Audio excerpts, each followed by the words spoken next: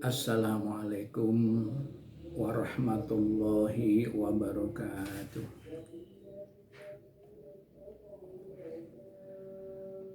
Bismillah, alhamdulillah, wassalatu wassalamu ala rasulillah Sayyidina Muhammad ibni Abdillah, wala hawla wala quwwata illa billah.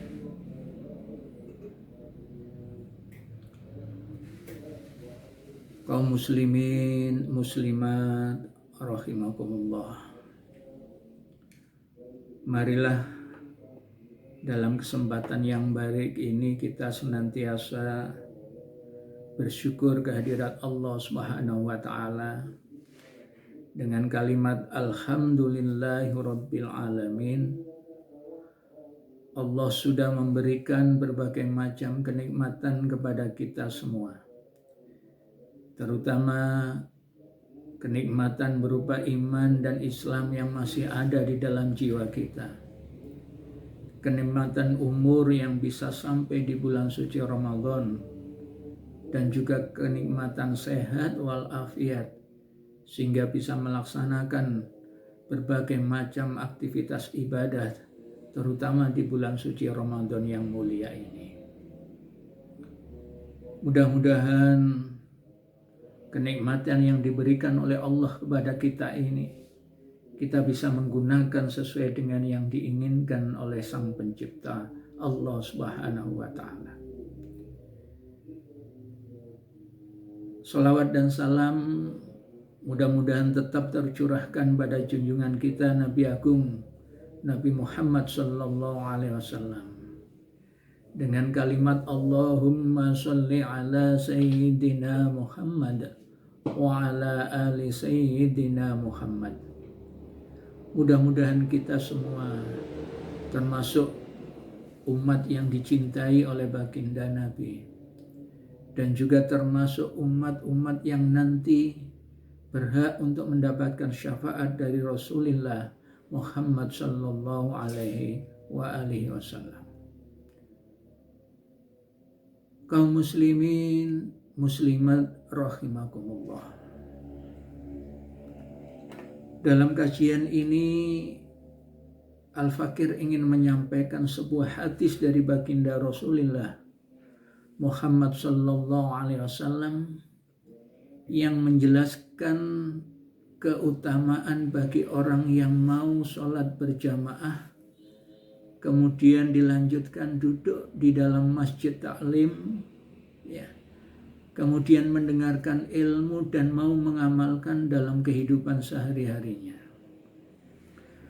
Rasulullah bersabda di dalam sebuah hadisnya, man shalla sholatan ma'al jama'ati wa jalasa fi khalqati ilmi wa sami'a kalamallahu wa amila bihi a'tahullahu ta'ala sittata asya ar-rizqu min halali wa yanju min adabil qabri wa yu'ta kitabahu biyamini wa yamurru ala siratikal barqil khatib wa yusaru ma'an nabiyyin wa banallahu lahu baitan fil jannah miyakutatin khamra alahu arba'una baban.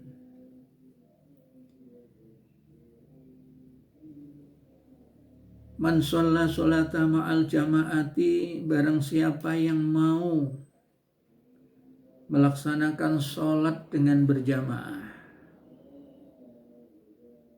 wa jalasa fi khalqatil ilmi, dilanjutkan dengan duduk di majelis taklim, wa sami'a kalamallahu, dan mendengarkan kalimat-kalimat Allah di dalam pengajian itu, wa amila bihi, dan berusaha untuk bisa mengamalkannya dalam kehidupan sehari-harinya, a'tahullahu ta'ala, maka Allah akan memberikan kepada orang tersebut sittata asya, yaitu 6 perkara. Apa 6 perkara itu, ma'asyiral muslimin? Ini yang akan kita bahas di dalam kajian kali ini Mudah-mudahan nanti ada faedah, ada manfaat, ada pencerahan, ada ilmu yang bisa kita ambil. Rasulullah menjelaskan di dalam hadis ini bahwa andai kita termasuk orang yang mau datang ke jamaah di masjid misalnya ya, maka yang namanya sholat berjamaah ini harus kita upayakan. Jangan sampai kita sholat sendiri, karena pahalanya jauh lebih besar itu, dilipat kalikan menjadi 27 derajat. Kanjeng Nabi sendiri itu tidak pernah sholat sendiri.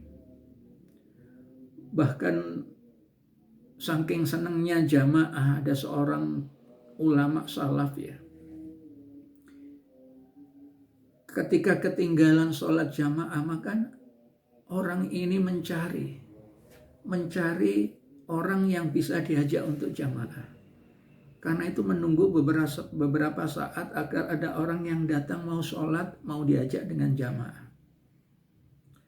Kalaupun terpaksa tidak ada yang diajak jamaah karena mungkin semuanya sudah selesai sholat, maka orang ini akan minta tolong kepada seseorang, orang lain ataupun keluarganya, untuk kembali sholat agar sholatnya itu tidak sendiri. Subhanallah, saking takutnya untuk meninggalkan sholat jamaah.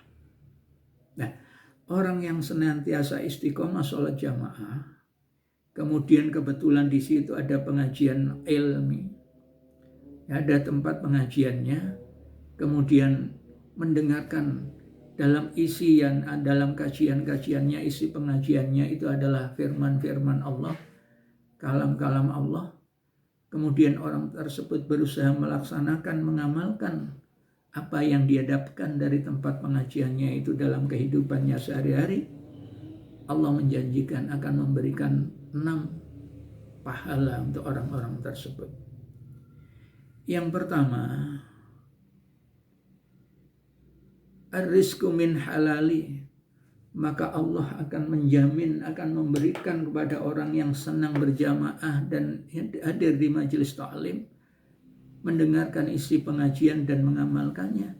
Pertama, Allah menjanjikan tidak akan menjadikan orang itu fakir di dunia ini. Artinya kebutuhan selama hidup di dunia yang fana itu akan tercukupi oleh Allah. Rezekinya itu diambilkan, diberikan oleh Allah dari rezeki yang halal. Kaum muslimin, perlu kita pahami bahwa sebenarnya rezeki itu tidak hanya sekedar dalam bentuk uang. Rezeki tidak hanya sekedar dalam bentuk harta benda yang kita miliki. Tapi pengertian rezeki ini luas. Bisa berupa kesehatan badan yang diberikan, dikaruniakan oleh Allah kepada kita, ini juga rezeki. Diberikan badan yang lengkap, normal, ini rezeki. Diberikan kepintaran, kecerdasan, kelimpatan, ini rezeki. Jadi rezeki tidak hanya sekedar yang namanya harta benda yang kita miliki atau uang, tidak hanya itu. Itu hanya sebagian dari sekian banyak kategori yang masuk di dalam rezekinya Allah. Lah, orang yang sholat jamaah, kemudian ikut di pengajiannya, mendengarkan isi pengajiannya, kalam-kalamnya Allah, dan mau mengamalkannya, maka yang pertama Allah menjanjikan akan memberikan rezeki yang halal kepada mereka.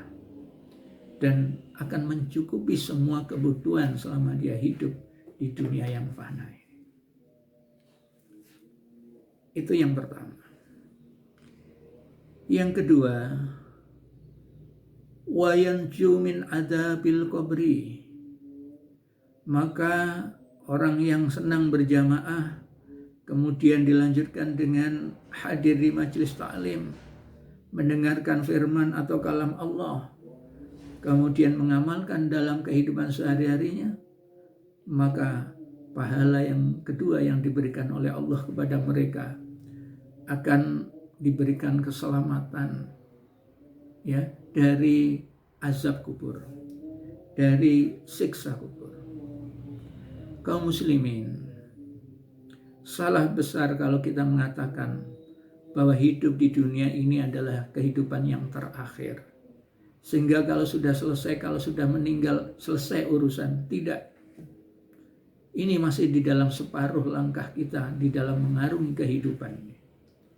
Setelah kita hidup di dalam kandungan, di dalam rahim seorang ibu, maka yang kedua, kita akan hidup di dunia yang fana seperti sekarang ini. Dan setelah kita meninggal nanti, masih ada kehidupan berikutnya, maka kita akan hidup di dalam alam barzah, di dalam alam kubur. Setelah itu nanti kita akan dihidupkan kembali oleh Allah. Kita akan hidup di dalam di dalam akhirat, dalam kehidupan akhirat. Maka orang yang berjamaah, senang ngaji, kemudian mengamalkan isi pengajiannya, maka dijauhkan dari berbagai macam siksa kubur. Di dalam kubur itu ada siksa, ada kenikmatan. Kalau semasa hidupnya itu banyak ibadah, baik kepada orang lain, maka tentu akan menikmati kebahagiaan di dalam alam barzahnya sebelum nanti akan menikmati kehidupan yang bahagia secara hakiki di surganya Allah. Tapi manakala kita di dunia tidak bisa memanfaatkan waktu untuk beribadah, sebaliknya hanya berfoya-foya dalam keduniaan, dalam kemaksiatan, dalam hal keburukan, maka di dalam kubur nanti kita akan mendapatkan siksa. Ya, siksa awal di dalam kubur yang nanti akan mendapatkan siksa yang sepenuhnya nanti disiksa neraka. Na'udzubillahi summa na'udzubillah. Kaum muslimin sidang Jumat yang dimuliakan oleh Allah. Yang ketiga, di dalam kajian ini pahala bagi orang-orang yang senang berjamaah, kemudian duduk di pengajian, mengamalkan ilmu yang dia dapatkan, maka Allah akan memberikan pahala yang berikutnya, yaitu wa yu'ta kitabahu biyaminihi,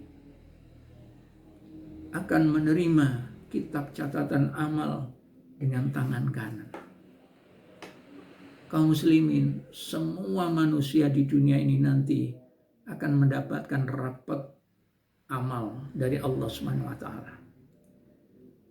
Sebagaimana kita sekolah, kita akan mendapatkan rapot yang bagus kalau kita pinter.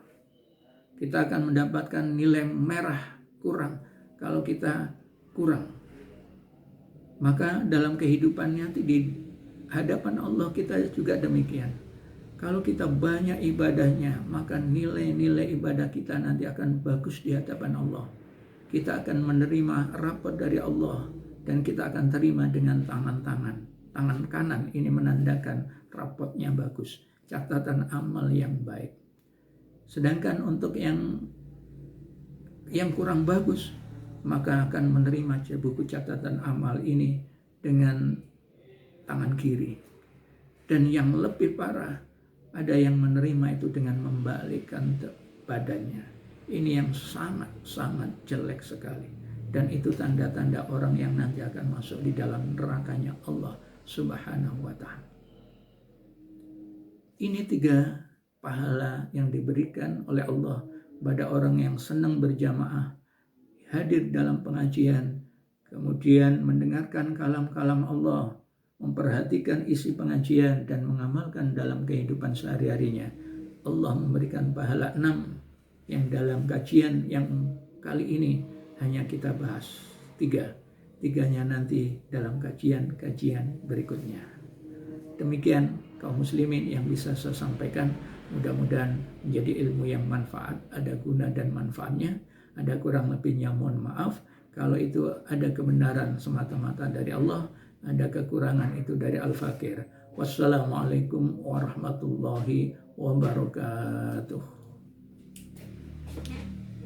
Saya kepada Chandra.